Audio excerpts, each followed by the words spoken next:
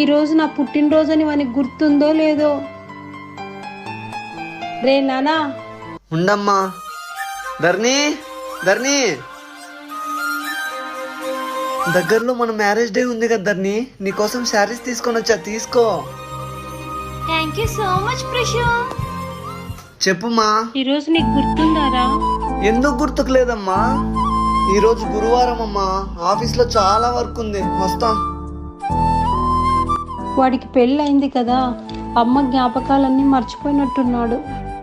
ఏంది cover? Happy birthday అమ్మా. నా పుట్టినరోజు గుర్తుంది, నా కోసం చీర తెచ్చినాడు. హ్యాపీ బర్త్డే అమ్మా. మన లైఫ్లోకి ఎంతమంది అయినా రావచ్చు, బట్ అమ్మ మాత్రం స్పెషల్. ప్లీజ్ సబ్స్క్రైబ్ చేయండి.